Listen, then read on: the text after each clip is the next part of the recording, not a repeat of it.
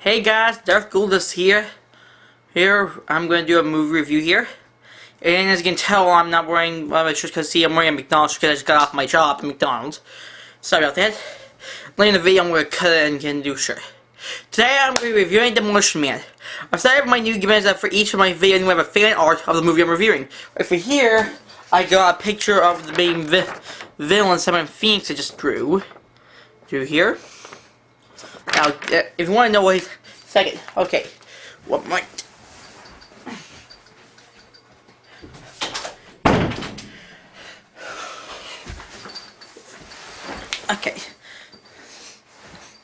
Okay.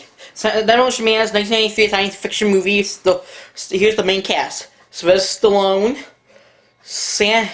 Stallone, Wesley Snipes, Sandra Bullock, Nigel Hawthorne, Dennis Leary, Bill Cobbs. I'm just naming the cast I can remember. Glenn Shaddix, and cameos by Jesse Ventura, and Jack Black. Rob Schneider's in it, and let me think, who else is in it? Oh yeah, and Benjamin Bratt. That's spell. Okay, I'll tell you the decent plot of the movie before I get into the review. Here in the new distant future, you see this crop criminal get arrested and frozen for 30 years before breaking out in the new century. Well, the criminal breaks out first, and the cops go after him in the new world. That's pretty much the best thing to give you the plot. Now I'll give you full plot. Plus, you know, this was in the early 90s, really good, really funny. This is more of a satire of how the future's going to be like the movie is. The satire of what the future might be like and how politically correct it's going to be. And it has a lot of good satire, good humor, and it works on all levels. Now I'll get to a movie now. Now, I might do a podcast on this in the future. Show my SoundCloud. I'll get to that later. Okay, here's the big movie. Okay, first we start from It starts off in 1996. It shows this burning California, like the Hollywood sign in Hollywood Hills, I think it's called. It's burning for some reason. I don't know what the reason was. We zoom in and we then get to helicopter zooming out. It shows our hero in the movie, Sylvester Stallone. His character, John Spartan, aka Demolition Man, because he has a track record of blowing things up during his missions. From what they told us. He's at the ability to capture his most deadliest foe, Simon Phoenix, who we got right here, played by Blade himself, Wesley Snipes. Now, get this, I see on YouTube comments. I watch clips from the movie on YouTube. People always put comments in the comments like Blade versus Rambo, because of course we all know Stallone from Rambo, and we all know Snipes from Blade. Which is kind of funny. The Snipes, Stallone jumps in and shouts in the building. I think that's one of his goons. One of them played by Jack Black. That counts as our big man of the movie. This guy here, Simon Phoenix, Wesley Snipes, Simon Phoenix. Let me tell you something. I love this villain. This villain is really cool. Like, imagine the Joker if he was black. That's what he's kind of like. Like the villain in the movie wants nothing more than to cause chaos and destruction. Kind of like the Joker. He wants chaos and destruction. It's all he cares about, and he'll do whatever it takes to get it. And he shows to have a huge sense of humor, laughs a lot, has a lot of this very fun villain just wants to do what he wants to do. Like in that guy's mind, the world is like his playground. He wants to play in it and do whatever he wants. Now, originally they were going to get Jackie Chan from Rush Hour for that role, but apparently they didn't do it because people in Asia didn't want an Asian guy playing a movie villain. So that's why they didn't do Chan. Honestly, I kind of think it's good because I can't, because Snipes killed it as the villain. It was a good movie. So now let's get into the plot. Snipes alone engaged in a monologue conversation. Apparently, Snipes capped some people in the building, and Stallone's looking for him. Snipes then says a line that one of two lines that catches up later in the movie. The line is it hot in here, or is it just me? So he throws a cigarette on the floor, burning it before Stallone gets past then beats the crap out of him. He tells him what it was. This is the second line that catches up at the end of the movie. I swear if I lost my my head wouldn't be attached. And trust me, that catches up later in the movie.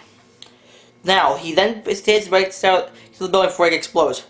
But unfortunately, he believes that prisoners weren't there, but unfortunately there were prisoners in there when the building exploded and they're all dead.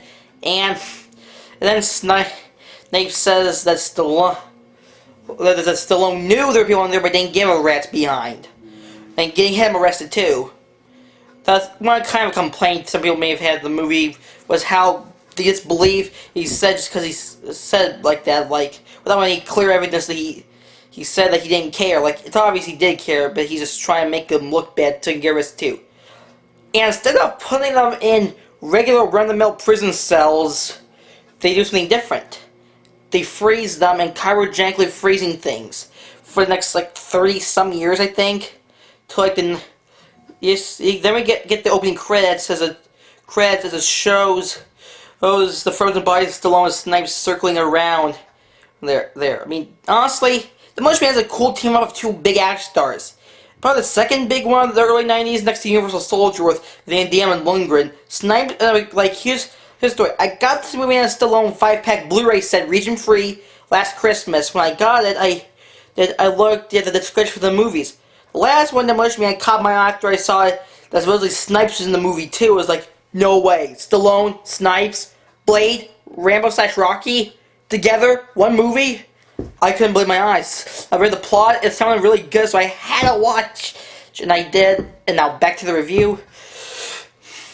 So it then cuts to the, I think, like the 2030s, I think it may have been, where now the future's politically correct. Like, they ban a lot of things, like, for one thing, there's no chocolate to be consumed, no sugary stuff, no fast food, except for Taco Bell. I'll get to that in a sec. No physical contact, which means no high fives, no hugs, nothing like that. No sex, no. For the text, I'll get to the reason of that in a little bit. Let's see what else there is. No cursing in the recurring game in the movie.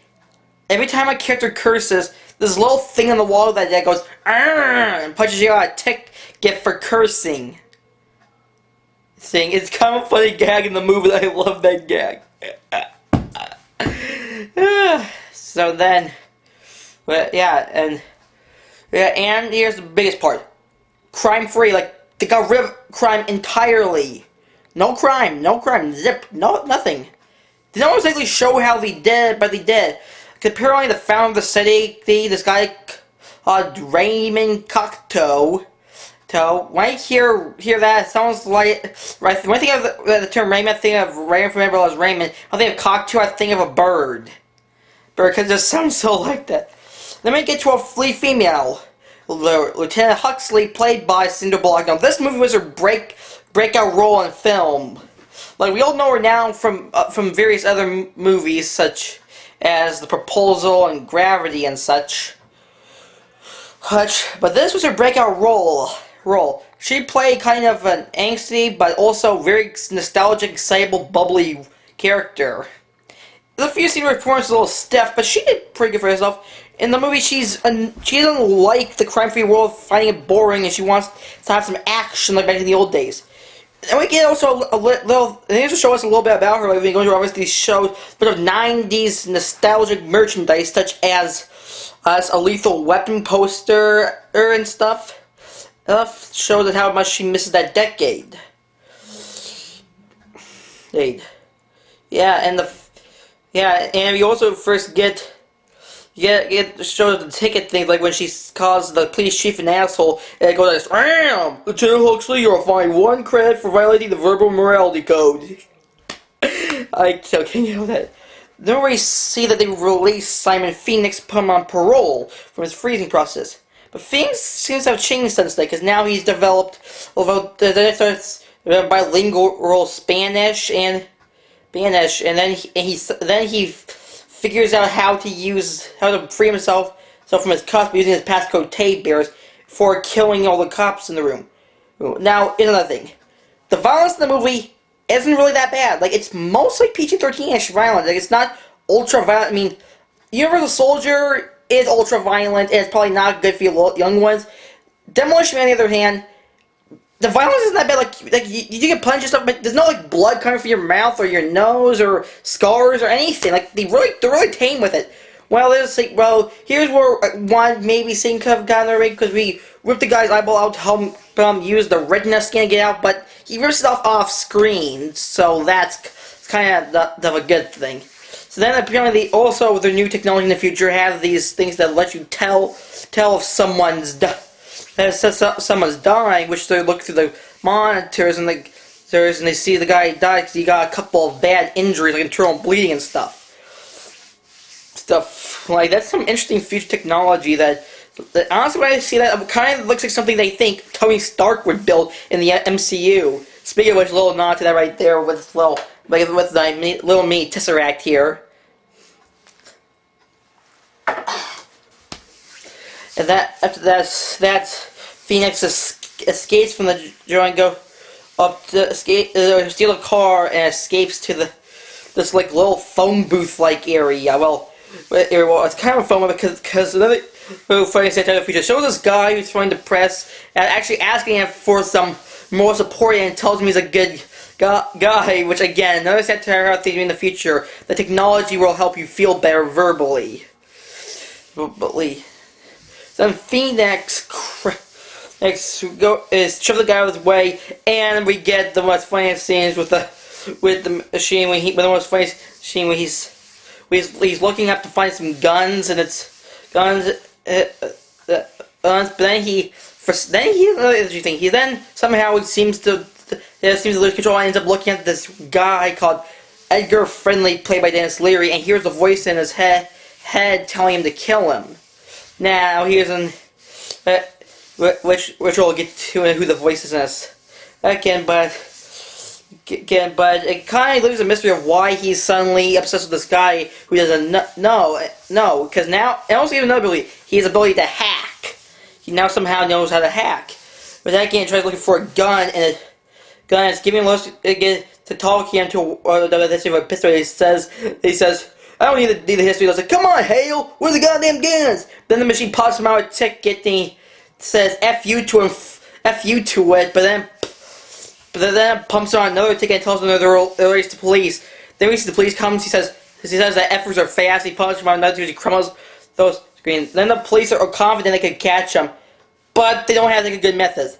Like, for one thing, they're not trained for violence since they've been around a little while, which is kind of not a good thing if you're... For one thing, it doesn't confuse me. If they're crime-free, why do you still police?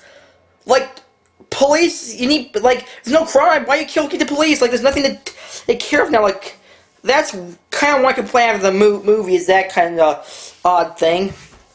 But it's a minor complaint. So then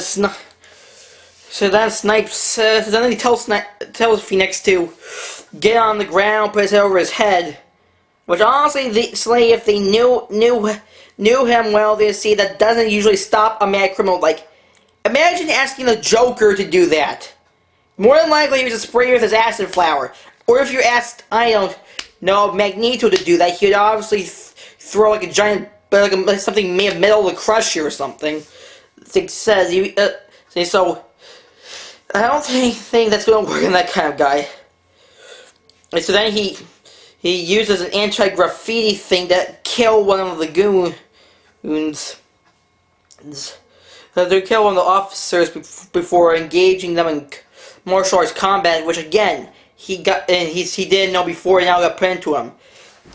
And that's what we showed, like, the police station monitoring through the camera, security camera. You can see some other cameras. Like, I don't other actors in it. Like, for one thing, I do not remember who played the police chief, although he does like Professor Farnsworth from Futurama. But one of the guys in there is Rob Schneider, which is one of two movies he stars in with Stallone, and another one is Judge Dredd, released 2 years later, which is not a good movie. Then the scene, and Schneider says, "We're police officers. We're not trained to handle that kind of violence." Well, if you're police officers, shouldn't you be trained to handle that kind of violence? Like, it's kind of the point of being a police officer, to handle violence and crime. Like, really, dude, really? Like, that's not very smart there. So then Snipes Snipes takes out the guard, the officers. He yells at the camera and he destroys it before zipping off in his car.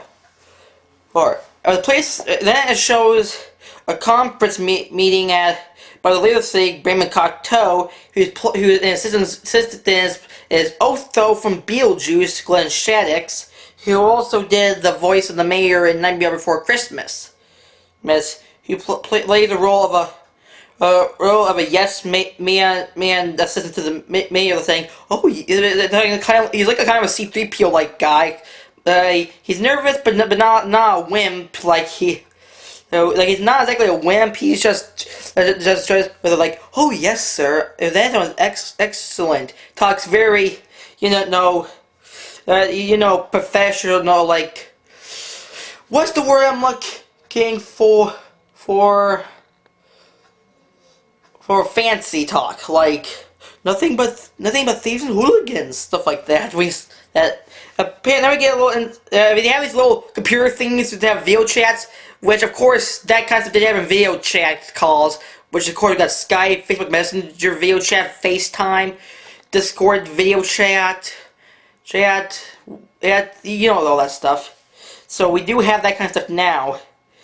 And we get a little insight on the Edgar-Friendly guy, who he's talking about. Apparently Edgar-Friendly is like a rebel to the new society, who has a group of rebellion under the city of their own life. But the mayor, who is against it, doesn't like Friendly, and Friendly wants to rebel against his rules and wants to exterminate him so he can have his perfect little world. And he's discussing to the other people on the conference call how he's going to handle that.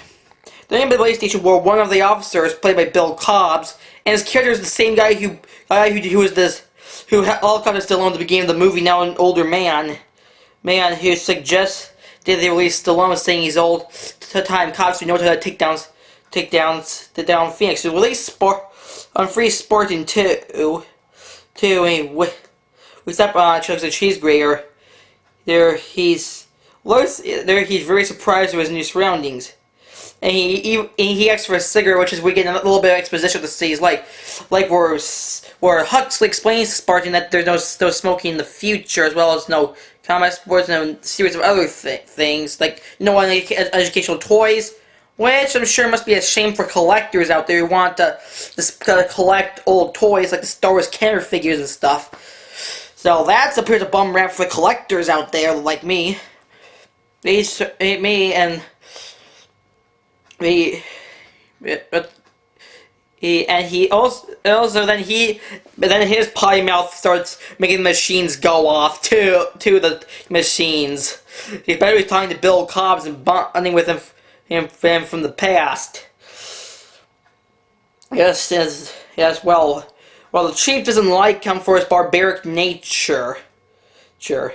Only one scene when he was decided to because one of the officers says that he talks the most barbaric way, and he says, actually, from what I heard, that's how insecure homosexual. Let me fix it. She says that's how insecure heterosexual males bonded back then. Well, I wonder how insecure homosexual males bond back then. Honestly, that's not a homophobic remark. I'm just making a little harmless joke here, so no one take offense to my joke there.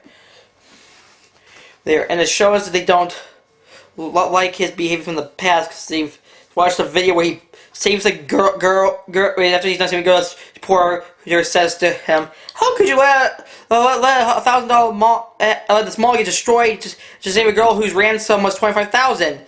And then the girl says to her, "F you, lady." Yeah, I kind of switched to music because the news part is worried more about the mall than the life of a human being, which is kind of a B-word move. Like when I was talking to the police chief, who again doesn't like him for his nature, so it's discussing how to find Snipes.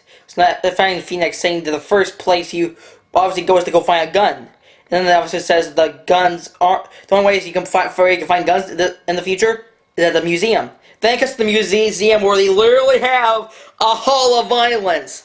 with like Civil War costumes, Vietnam War costumes, medieval old-fashioned cannons and guns and stuff. Where Phoenix already again he still alerts he still sets the machines off with his foul mouth. As he's looking at a glass case, he then gets alert from one of the officers asking him what his bugle is. There I'm like, what is this, a board game now? So Phoenix tosses him into the glass to get the weapon out as the museum goes on lockdown for attack. Meanwhile, the PlayStation. Here is another controversial joke in the movie. Still, as Spar gets out of the bathroom, he says that there's no toilet paper in there, just 3 seashells, which Rob Schneider and Huxley laugh about that there's no 3 seashells. So it's part of, and he says a joke. A lot of people have been wondering over the years what 3 seashells or 4, and there's no real answer to it. But although Stallone gave one little guess what it could be about, like you use 2. You use like 2 of the seashells to grab the poop out, and the last one to scrape whatever's left in. But of course, Stallone doesn't want to use the shell, so he goes up to one of the machines, starts cursing excessively into it, so pumps out enough tickets for him to wipe his behind. I mean, the humor in this movie is really good. I love the humor in this movie. It's hilarious. So then, Stallone, Bullock, and Benjamin Bratt go to the museum to go Phoenix. And here's another satirical part of the movie. The radio. They turn on the radio. It actually just plays jingles plays advertisement jingles, like one for hot dogs. I don't remember the lyrics though, but it was kind of a funny scene. They don't play real music. There's no Led Zeppelin or Snoop Dogg or Beatles or anything. Just frickin' advertisement jingles, which Stallone replies, "Someone put me back in the freezer." We get to the museum, Stallone finds the only thing they got is a little stick thing where we tap on someone's head and makes them pass out, which he decides to use. And here we get one of the first acts, which is actually pretty good sequence where he fights Phoenix and Voldemort. And he traded a lot of one-liners like, where he's like, "Bad aim, Blondie.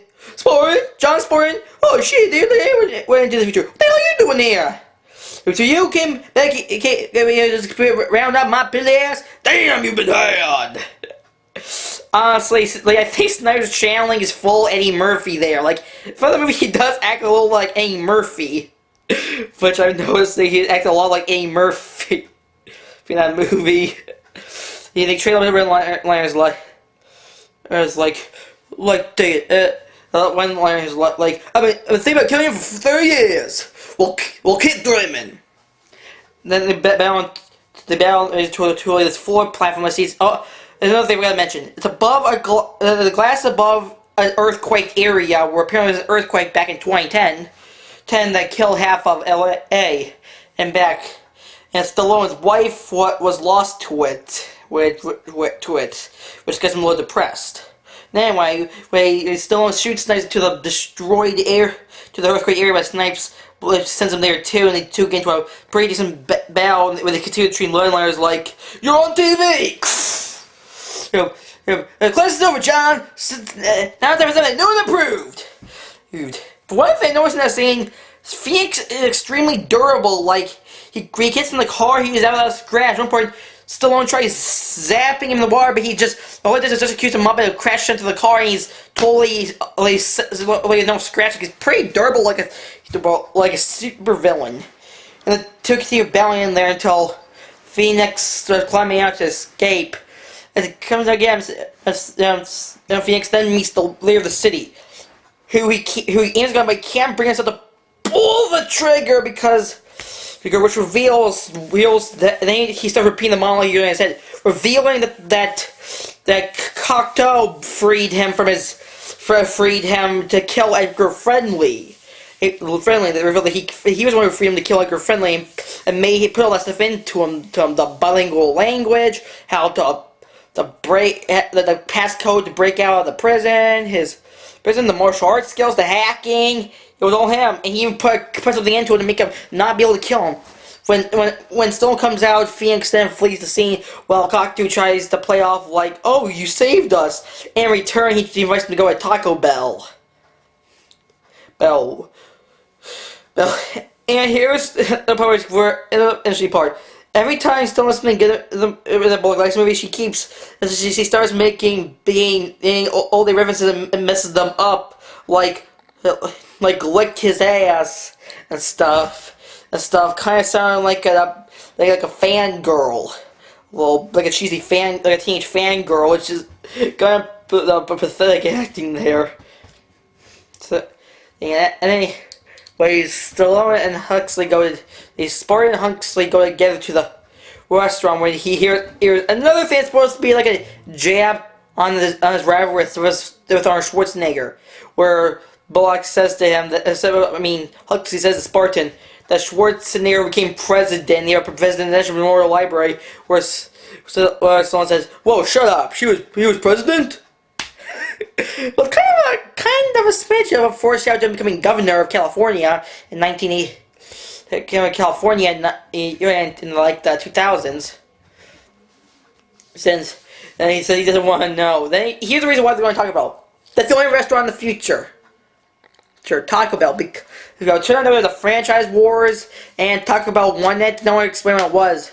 Well, in the UK release, they have a Pizza Hut instead because there's no Taco Bell in the UK. It's just kind of weird. There's no Taco Bell no tacos in Britain. But a lot of people also think it's because one of the highlights in the movie, the Taco Bell part. Okay, now they go into Taco Bell. They sit down to eat with Cocteau and Glenn Shaddix. I forgot what his name was. And of course, the other two guests aren't very impressed with Stallone's vocabulary and stuff until then they see a couple of goons outside the window robbing the joint. So Stallone goes out to fight the goons, and even trapped one of them like a little makeshift net from this little tent. Before discovering that the only thing he was doing there was food, which meant they were just hungry and trying to eat. And then they escape. Stallone makes a good line, because when Huxley about having she was see him fight, said, "Look, Huxley, this isn't the Wild West. I mean, it's not a good thing to hurt people. Well, sometimes it is, but no one when they're trying to give food." Then later, Toe sends Phoenix to go try and take out friendly with Phoenix to request that he release some of the frozen prisoners to assist with it. Meanwhile, Huxley takes Stallone to her apartment and wants to have sex. But don't worry, there's no actual sex here. They do this VR thing where, get to describe it. Imagine if you were an Oculus to do fake sex in it, but it's all blurry and fuzzy. Like he's flashing, you can't see anything. That's pretty much how it was. It still doesn't like that with it, and he told us about the practical way he has. Like he thought it was like the mumbo jumbo, something like that. That she gets offended and tells him that kind of sex is illegal now. Apparently, how they they have kids now is through cloning, kind of like in Star Wars. And he gives a good line here where he's close to her and she says to him, "What are you doing?" And he says to her, "Breaking the law." In which she kicks him out of her room. And Knight seems to develop an unusual habit of knitting. Well, he turns on the two material. He first actually switches from a video chat with some naked woman by accident before switching to. Now, there's one thing that's confused me. Somehow that room has access to security cameras, because he vanished security cameras of Phoenix with Cocteau and Glenn and Shaddix earlier in the movie after the museum incident, where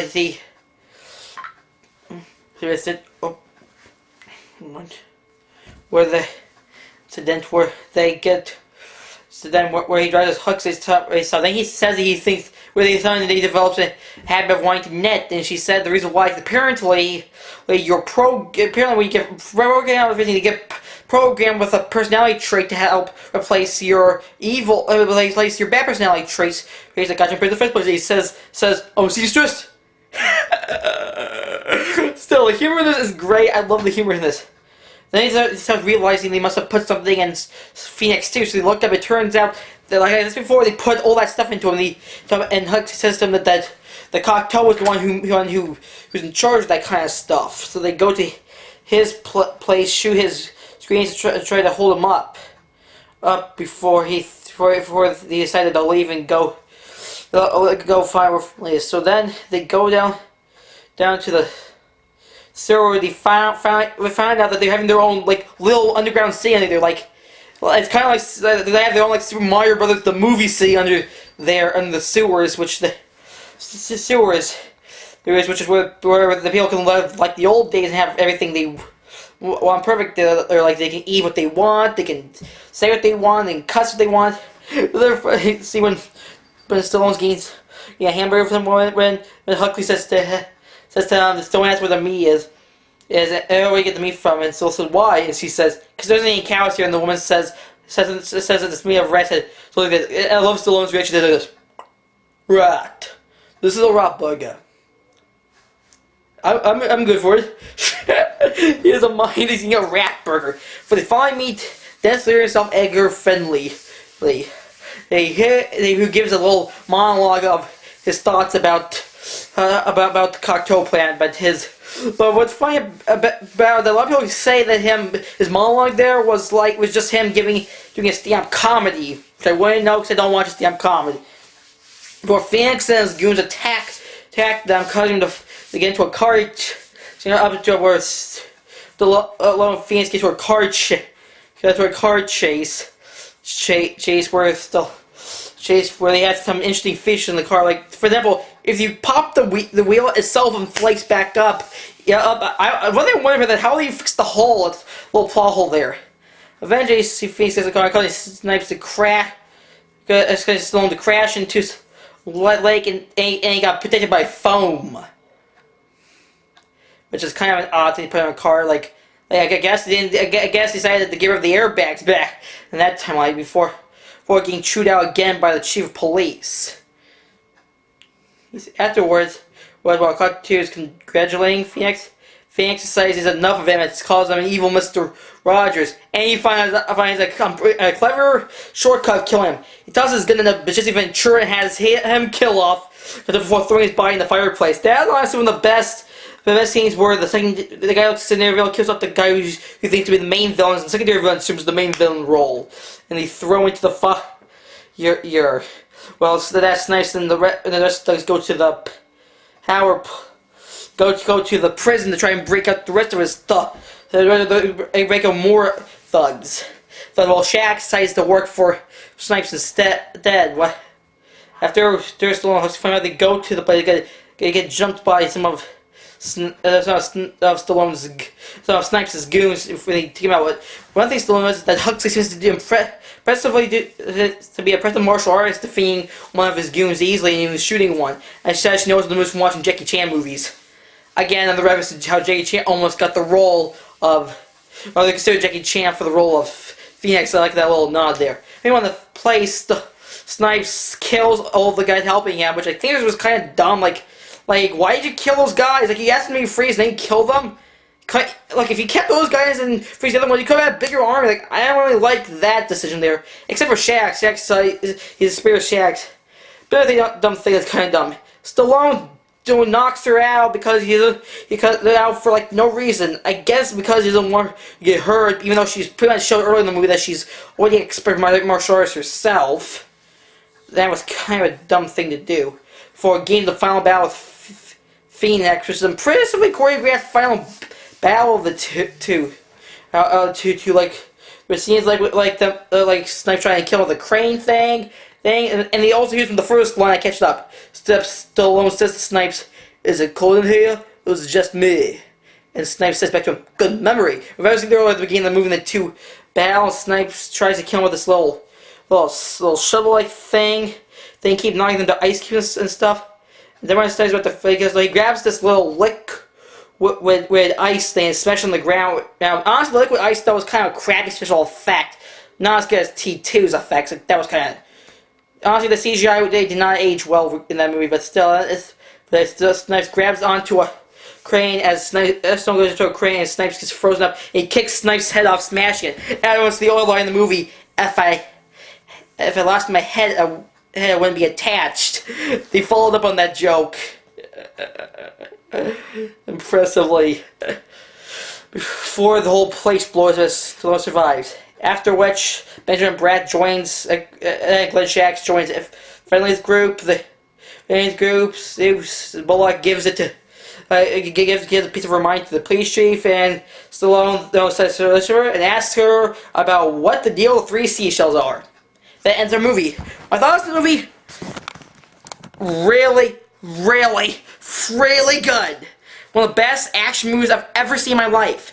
It has action, comedy, not a lot of drama, but entertainment. Like, it's very impressive. The acting, while mediocre, some scenes is spot on. Like, the comedy is perfect. The comedy is perfect. I love the satire. I mean, honestly, give the guy the award for this. Like, this is a doggone movie. It's not perfect, but it's entertaining. And I recommend for all of you guys. Thanks for watching my review. Hope you have a good day.